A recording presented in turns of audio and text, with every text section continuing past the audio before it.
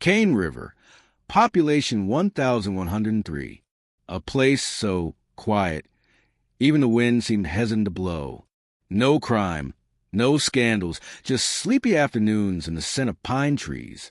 Until one foggy morning in early October, an unmarked envelope appeared on the doorstep of the Cane River Weekly, the local newspaper. The paper's editor, Ruth Dobbins, thought it was a prank.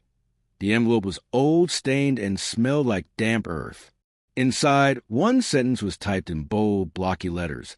"Find them before the town forgets again." That was all. No return address. No explanation. No signature. Ruth showed the letter to Sheriff Allen Boone, a man who'd been in uniform longer than most of the town's kids had been alive. He chuckled at first, called it Halloween nonsense. But then came the phone call. A jogger had discovered a burned-out station wagon in the woods, about 5 miles past the old Miller farm. Sheriff Boone drove out with 2 deputies. The car, rusted and nearly swallowed by nature, matched the description of a 1980 Chevrolet Caprice. Inside, they found an untouched porcelain doll in the passenger seat, eyes wide open, dressed pristine, and beside it, a charred family photo album. For the older folks in town, the name Weston rang a bell. John and Martha Weston, with their 2 kids, Alex, 10, and Ellie, 7, had vanished in 1992. One night, they were having dinner, and the next morning, their house was unlocked, lights still on, food cold on the table. The police investigated. Nothing. No signs of forced entry. No struggle. No bodies. Some said the Westons had simply run off, but the evidence never supported it. A single line written in soap on the daughter's bedroom mirror was all they left behind. "We'll come back when you've forgotten us." The case went cold within a year. Photos of the Westons disappeared from school yearbooks, church newsletters, and even newspaper archives. It was as if the town, in one collective motion, erased their memory. When Detective Jeremy Cross transferred to Cane River in 2015, he'd never even heard of the Weston family. That changed the day Ruth handed him the envelope. As he examined the contents, something inside him clicked. Not fear, something deeper. A sense that this wasn't just a mystery. It was a warning. Cross began digging. First, he looked up property records. The Weston house had been sold twice since '92, both owners moving out after less than a year. One claimed the house was too quiet. The other simply left in the middle of the night, abandoning furniture, clothes, everything. In the attic, Cross found old insulation torn open and a crawl space behind the wall. Inside it, untouched for decades, was a VHS tape labeled Home, 1991. He played it back at the station. The footage was standard family stuff, birthdays, a picnic, until the final minute. The screen turned to static. Then a voice whispered, "Can you see us now?" He froze, rewound the tape, played it again. Same thing. The whisper didn't sound like a trick or a glitch. It sounded present, like someone watching through the lens. That night, Cross woke up to scratching sounds at his front door. At first, he thought it was an animal. But the next morning, he found child-sized handprints on the glass. From the inside, he lived alone. No children. The alarm never went off. And on his bathroom mirror, scrawled in soap, "You're remembering too much." Cross took the tape to a tech expert in the next town over. They confirmed it hadn't been edited, at least not in any modern way. The whisper came from within the original tape. No layering, no splicing. Whatever was on that VHS had been recorded live. When Cross returned to Cane River, the Weston house was burning. No one had seen who set it ablaze. Neighbors claimed it just lit up on its own. The fire department put it out quickly, but the crawl space and the tape were gone. The town began to change. People who had known the Westons started acting strangely. Mrs. Calhoun, the town librarian, suddenly went blind one night. She said she saw a face in her mirror, a boy with no eyes, only smoke where his pupils should be. Then she forgot her own name. The mayor, a skeptic if there ever was one, declared a media blackout. No more talk of the Westons. Mass hysteria, he called it. But Cross knew better. Something was trying to stay hidden, and it was punishing those who remembered.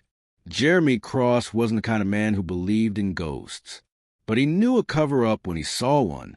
The official records of the Weston case had vanished, not just misplaced, deleted, no digital trace. The only remaining evidence was that letter, the doll in the car, and the half-burned photo album now locked in evidence. He flipped through it again. Faces were blurred, not from fire damage. They were intentionally scratched out. All but one, a little girl, smiling on a swing. Ellie Weston. Her eyes were unmistakably watching the camera. Or maybe watching him. Cross took the photo to Ruth at the newspaper. She went pale. "I've seen her," she whispered. "Last week, at the playground." But the playground had been abandoned for years, overrun with weeds. Still, Cross went. It was nearly dusk. The air thickened the closer he got. Swings creaked without wind. He found footprints, small ones, in the sand, circling the slide. At the top sat a worn red shoe, child-sized. Inside it, a tiny cassette recorder. When he pressed play, Ellie's voice echoed through the empty air. "We didn't leave. You did." Cross's hands trembled. He took the recorder back to his office, ran it through audio software. No background noise. No edits. The voice was recorded somewhere silent, unnaturally silent, the kind of silence that feels watched. He began to wonder, were the Westons victims of some psychological experiment? A government mind-wipe program? But no, this felt older. Something the town itself had participated in, a collective forgetting. And now the memory was unraveling. He interviewed the town's oldest resident, Thomas Delaney, 92 years old, nearly deaf, but sharp. When Cross mentioned the Westons, Delaney shook his head. "Not again," he muttered. "It's starting over." Cross asked what he meant. Delaney leaned in close, eyes cloudy. "They come every 30 years. Take a family. Erase them. Not just kill, unmake. And if you dig too deep, they unmake you too." Cross pressed for more, but Delaney just stared at the window. "They're already here." That night, Cross received a call. Ruth Dobbins was missing. Her front door left wide open. On her kitchen table. Her typewriter, keys pressed down to spell a single sentence over and over. She remembered too much. No fingerprints. No blood. No signs of struggle. Her dog hadn't barked. And her voicemail, it had one new message. The timestamp read 2:03 a.m. In it, a static-filled voice whispered, "Join us in a place where no one knows your name." Cross followed what little trail there was. Coordinates embedded in Ruth's recent search history led him to the old Westbridge Tunnel, sealed off since the 70s after a flood. The town had buried the entrance under concrete, but maps didn't lie. He hiked to the edge of the forest and found the blocked entrance. The air there was colder, heavier. He placed his hand on the concrete. It was warm, pulsing, alive. He returned the next morning with a jackhammer and a flashlight. It took hours, but he cracked open a gap in the wall. Behind it, darkness. Not the kind her eyes adjust to, but the kind that stares back. He stepped in. His flashlight flickered. The walls were damp, covered in old children's drawings. Crude stick figures. One family stood surrounded by shadows with giant eyes. Beneath it, in shaky handwriting, "Don't let them forget us again." Further inside, he found what looked like a shrine. Dolls, shoes, photos, all of the Westons, all preserved like offerings. And in the center, a Polaroid pinned to a wooden post.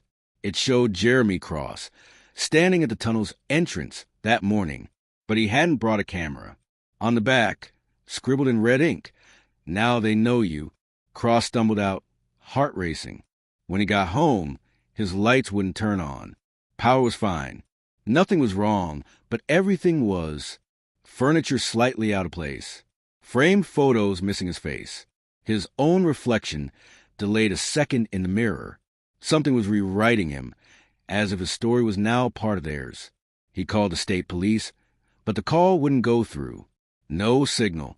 No Wi-Fi. The town was going dark. That night, he recorded a message. My name is Jeremy Cross.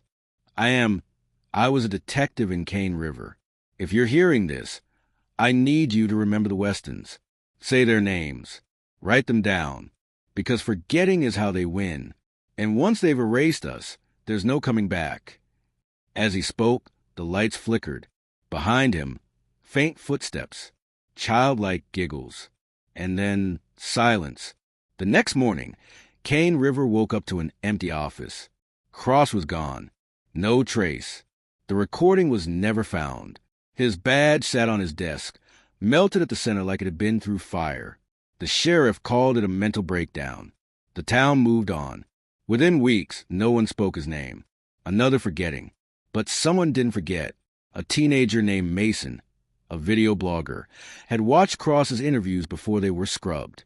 He downloaded them, saved them on a hidden drive. As a prank, he went to the Westbridge Tunnel and streamed live on his channel. Thousands of viewers watched in real time as Mason joked about ghosts and boogeymen. Until he stopped mid-sentence. His camera panned wildly. Then, a brief flash of a child's face behind him, smiling wide. The stream cut out. Mason was never seen again. But the clip kept playing for 13 minutes after, filled with whispers no one could decipher. Online communities exploded. Forums debated the Cane River glitch, as they called it. Was it a hoax? ARG? Mass hallucination? But those who watched Mason's stream reported strange symptoms. Memory gaps, false childhood recollections, dreams of children calling from behind locked doors. Some even forgot they'd watched it at all. Only a handful kept logs. One wrote, "They feed on forgetting. The more people know, the weaker they become." Ruth Dobbins' sister, an archivist in Chicago, came to Cane River looking for answers. She uncovered Ruth's typewriter, but now it had new text. "She's with us now. Don't follow." Undeterred, she dug into the town's sealed archives and found forgotten ordnance from 1891. In the event of disappearance of memory, the township will enact the stillness protocol. The file ended there. Every page after it had been ripped out, she returned to the tunnel, now bricked up again. She used old sewer maps to crawl beneath the foundation, breaking into a subchamber Cross never found. Inside, rows of jars filled with teeth. Small teeth, children's teeth, each labeled with names. At the center, a dusty mirror. She looked into it. Her reflection didn't move. Behind her, the Weston family stood, eyes hollow, mouth stitched shut. She ran. She made it out. Barely. But her footage?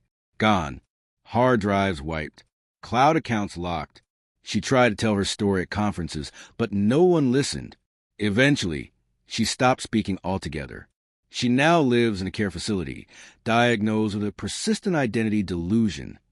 She no longer remembers her own name, but some night she whispers, "Ellie Weston is still swinging.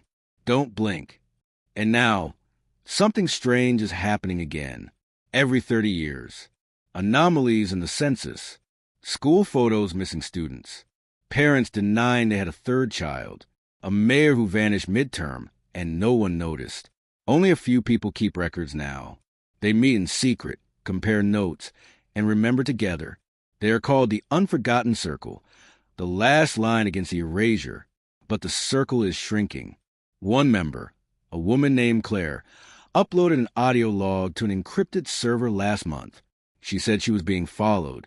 Children knocking on her windows at night, whispering, "Do you remember our names?" She named them Ellie, Clara, Julian, Sam. She said their eyes held galaxies of void. Then she said nothing more. Her server went dark 3 days later. Her house burned to the ground. The fire department never filed a report. The final clue comes from an old radio signal, looping faintly in the 14:30 a.m. frequency. A woman's voice repeats the same words. "Say their names. Say their names. Say their names." Every hour on the hour. No one claims responsibility. When traced, the signal bounces from dead towers. But listeners report they begin dreaming of the Weston family, of Jeremy Cross, of you. If you made it this far, then you already feel it. That pull, that static in your head, the blank spaces in your childhood you can't quite explain, the faces in your family photos that seem wrong. You've been chosen, not to die, but to remember, to pass on what remains of them. Because if they're forgotten again, the cycle resets. And next time, it might be your family. So write their names down. Speak them aloud. Tell the story. Jeremy Cross, Ellie Weston, Ruth Dobbins, Clara, Julian, Sam. You don't have to believe it, but you do have to remember, because that's all that's left. And tonight, if you hear footsteps behind you when you turn off this video, don't look. Just whisper, "I remember you," and keep walking.